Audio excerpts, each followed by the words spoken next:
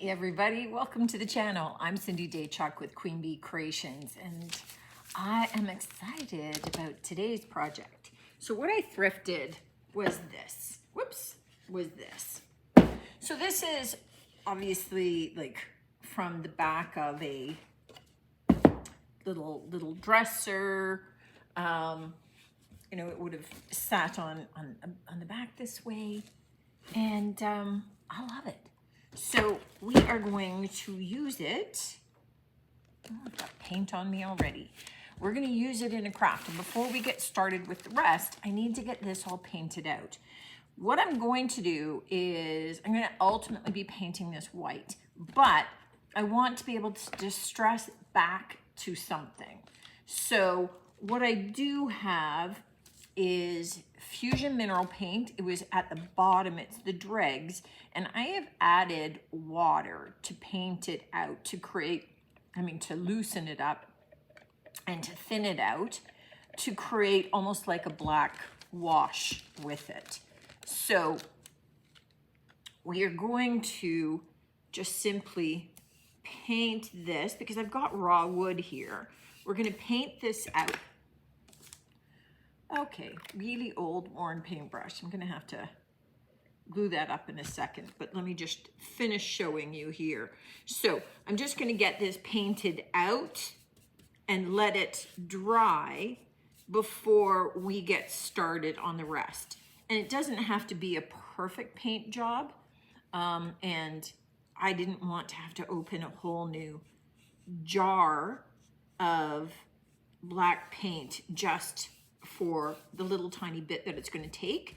So watering it down is fine, because as much as adding water to an all-in-one paint kind of degrades the integrity of the top coat, I'm still going to be painting over top of this, and I'm going to be sealing over top of it again. So it doesn't matter, because we are going to be adding a sealer anyway.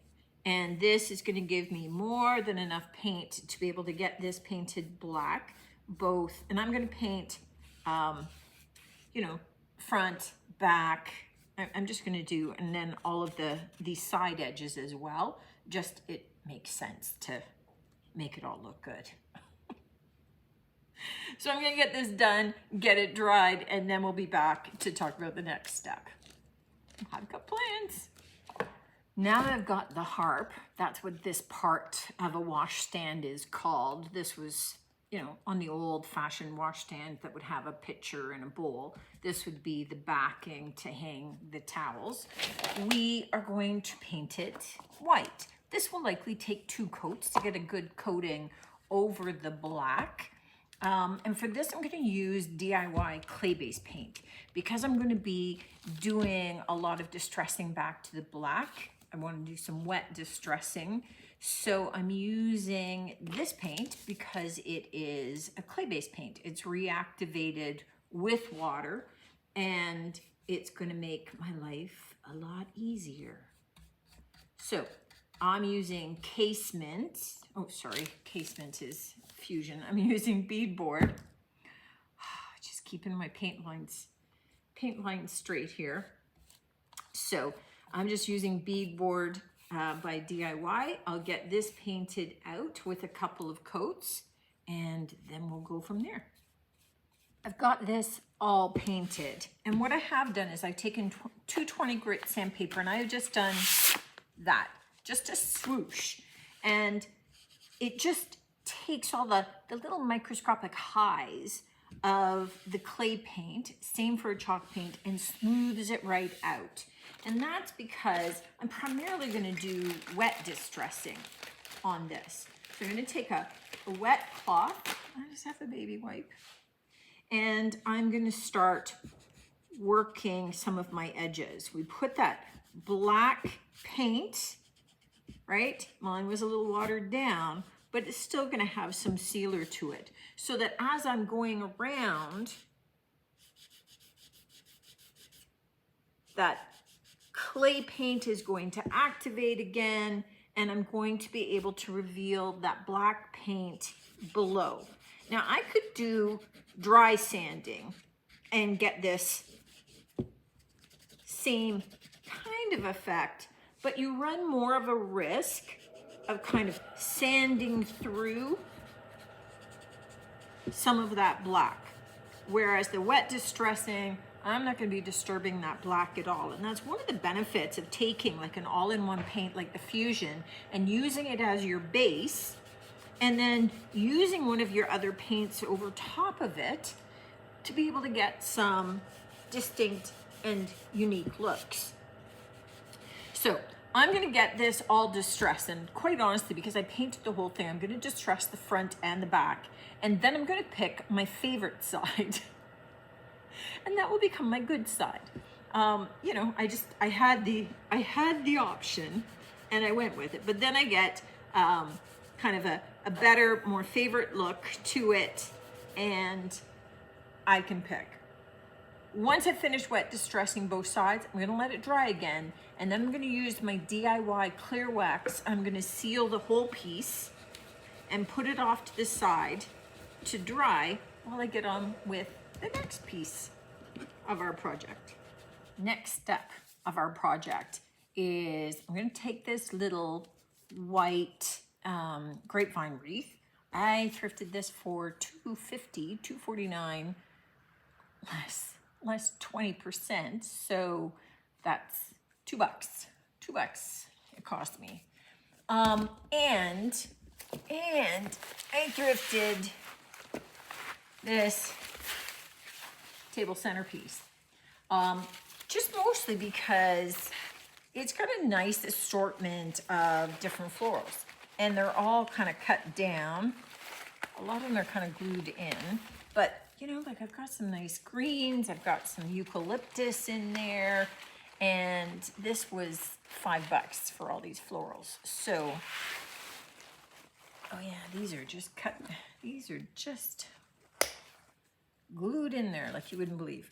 So I'm going to be able to get quite a bit of use and florals out of this. I'm just cutting out some of the eucalyptus because, come on, who doesn't want to use eucalyptus in whatever they're doing? But I was thinking I might take some of the white florals, but I also thrifted this bunch for $6, less 30%. You guys do the math. With the lilacs. And I thought the lilacs with the white against the white of the base would be lovely. So I'm not going to be using the blues in here. I may use the light purple with the lavender. We'll see. But I'm definitely going to cut out some of these. Now what I will end up doing now that I've started to use this is I'm just going to cut everything out, and I'll end up putting them into a bag so that I can use them as pieces rather than leaving them all in this big bunch. But I'll have a bag for the greenery, and I'll have a separate bag for some florals, and then I can easily grab them to use as I need. So I'm going to ultimately, let me just talk ultimately, I'm going to cut a bunch of the white florals around. Then I'm going to start adding some of the lilacs, and then I'll tuck in some of the greenery, and we'll see how that goes.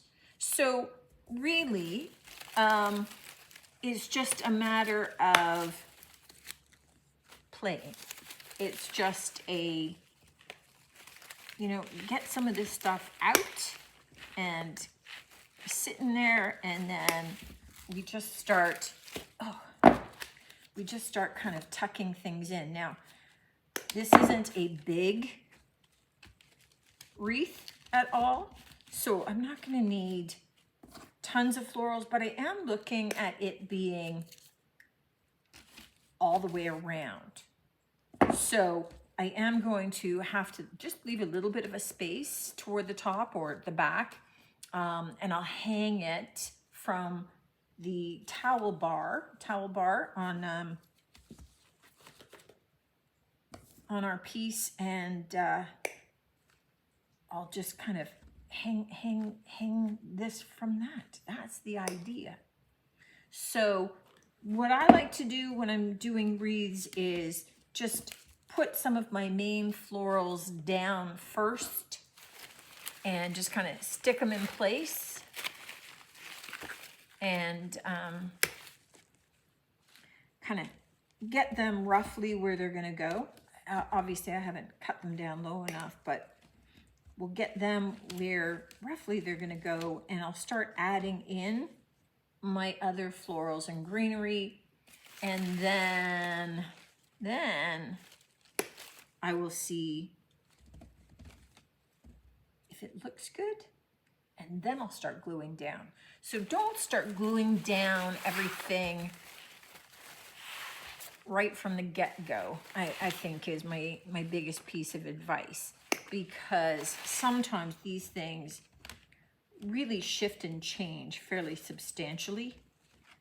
You know, you start off with one idea and then you're going, nope. As you go back and you start grabbing different florals. So right now I'm thinking the white and the lilac color, just because I think it'd be a nice contrast with the other. And I like that I've got some picks of the greenery that's going to stick out from the sides. It's going to kind of expand this. I don't want it to just be super tight. I'm not big on super tight, everything glued just in the round. So I like having elements that are going to stick out. And I think that this works well with something like the lilacs, because they are such a different shape from the florals. The florals lend themselves to sticking close to our wreath, whereas these are ultimately going to be, you know, sticking out sideways a little bit, right? So they're going to be a little bit more angled, and I like that contrast. Some people just want everything nice and close, and there's nothing wrong with that. It's just more a function of the appeal. So I'm going to keep cutting and playing and lay this out, and then we can talk about how I chose to lay it out, and we'll put it together. But I think this is going to be a super cute piece when it's finished. So this is the finished wreath. I tucked in a few little white blossoms, little tiny ones, just for a change in size and scale. We've got the little bit of greenery here, but then we've got blue strand. Then we've got our eucalyptus as well, and all of our lilacs around the outside for that pop of color, which I think it definitely needed. And I'm going to go looking for a ribbon to attach it, and then we'll come back when, you know, kind of for the final look. I can't help myself. I'm still looking at this thinking, is it done? Is it done? So I do kind of stop every so often to take a look at, do I need more in there? And so I do keep debating here and there. So let me just see. I mean, this is way too big, but